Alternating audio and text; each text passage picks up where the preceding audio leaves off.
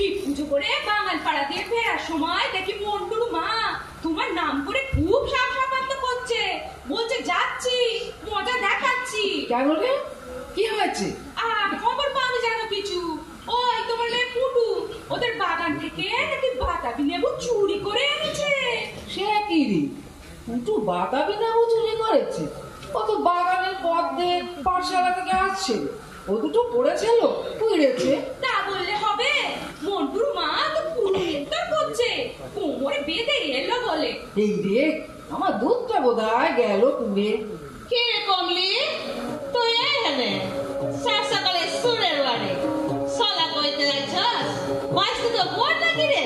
ছি, আমার করে কথা বলবেন না, মুখে লাগা পারেন না। সবসা তুরে কখন দেখছি আমি রাস্তায় থাকতে আমাকে উঠানের পথ ধরেছিলি কেন? মজা দেখবার লাগে, সব লাগানো হয়ে গেছে। ওই ওই পুকুর মারে না, তোর সঙ্গে কথা কইয়া সময় নষ্ট, বাসা পাইয়া আসি। ডাক ডাক পুকুর বাইরে ডাক। কি হয়েছে গো মন্টুর মা? সাত সকালে এমন চেঁচামেচি, কি হয়েছে কি? হ্যাঁ, সাধু সাজতেছ, কি হয়েছে জানো না? মায়াটারে তো ডাকাত বানাইছো, এই নিয়ে কইবার হইল বাজারে পাতাবি লেবুর দাম জানো? বাইর করা কোথায় রাখছো? বাইর করো। জাম্বুরা গাছগুলি সমেত আমরা বাগানটা কিনছিলাম, সব চুরি কইরা শেষ করিল। কি বলছো কি মন্টুর মা? আমি তো কিছুই বুঝতে পারছি না। নেকড়া সাইজটা কি হয়েছে জানো না? ছি ছি ছি ছি, কি ভাবে কথা বলছে।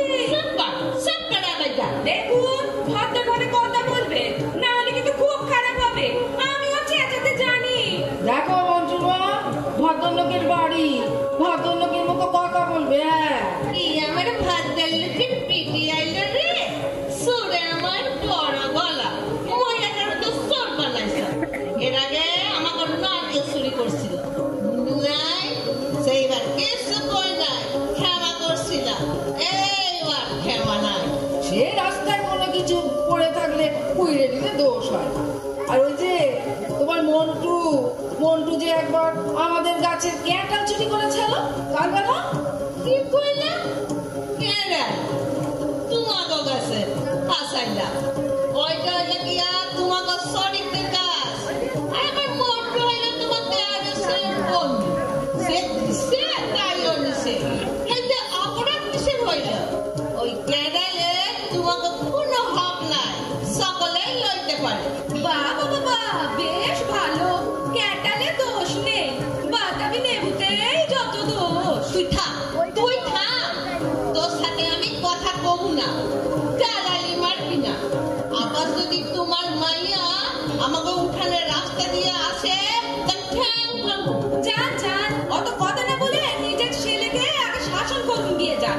হ্যাঁ, ভাঙিয়া দিব। ওর ঠ্যাং ভাঙবো। কমলি তোকে বিয়ার কথা হইতেছে তাই না? তাহলে বিয়া ভাঙো, কইয়া দিলাম তোর বিয়া আমি ভাঙু। সে না ভাঙবে, কিন্তু ওদিকে আপনার বাপ যে পাক হয়ে গেল। অবশ্য মন্টু তো আছে, কত বড় ক্যাটাল, যদি গাছ থেকে নামাতে পারে তো ভাতের হাঁড়িও নামাতে পারবে। রাগাস না, আমার একদম রাগাস না। শিব পূজা কইরা তো আমাকে রাস্তা দিয়ে ফিরিস, মন্টুরে কইয়া রাখম, তার ঢিলাইয়া শেষ করব। তুই সিনস না আমারে, মন্টু ভুলটি দিয়া তোর মাথা ফাটাইব, এই আমি কইয়া দিলাম। কত হাতি গেল তোর, মশা কয় কত জল।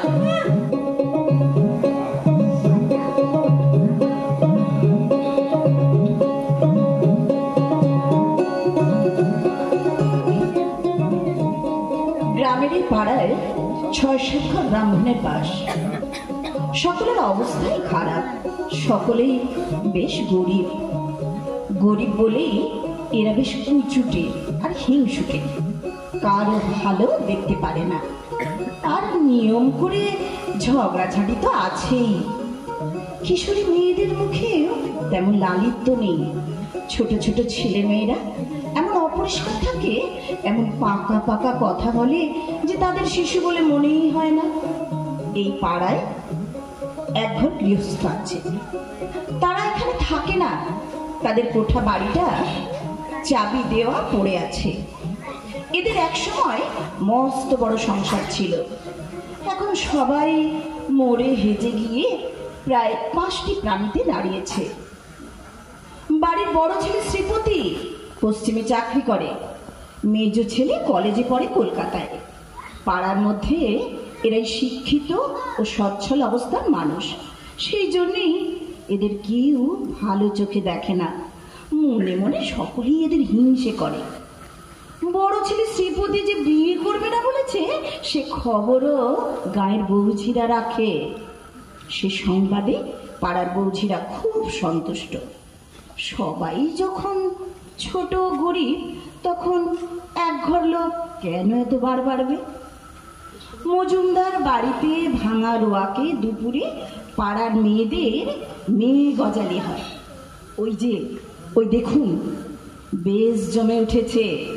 মনে হচ্ছে ওই বিধবা চক্রবর্তী গিন্নি, বোস গিন্নি আর রায় গিন্নি মাঝ বয়সী, শান্তির বয়স কম, আর কমলারও এই দুজনেরই এখনো বিয়ে হয়নি। তুমি আর মন্টুর মায়ের কথা বলো। আমার কাছে ক্যাটালকেই তো মানুষ। আমাদের যখন ক্যাটাল পাড়ানো হয়, ওই মন্টুর বোন সব হ্যাংলার মতো দিয়ে থাকে। ঘেও কাটাল কিছু থাকলে বলি, যা নে যা, তোদের নেই, খেগে যা। তা পোড়ানো কি কোনোদিন সুবাক্যি আছে? ও মা, আজ আমার মেয়ে 2টো বাতাবি নেবু নিয়ে আছে ডোবার ধারের গাছে। তো বলে কিনা রোজ রোজ নেবু তুলতে আসে, যেন সরকারি গাছ। আজ আমাদের গজালিতে মন্টুর মা আসেনি তো, তাই তোমাদের কথাটা বলুন। ও সে কথা আর বলো না মাসি, কি ব্যাপক মেয়ে মানুষ ওই মন্টুর মা।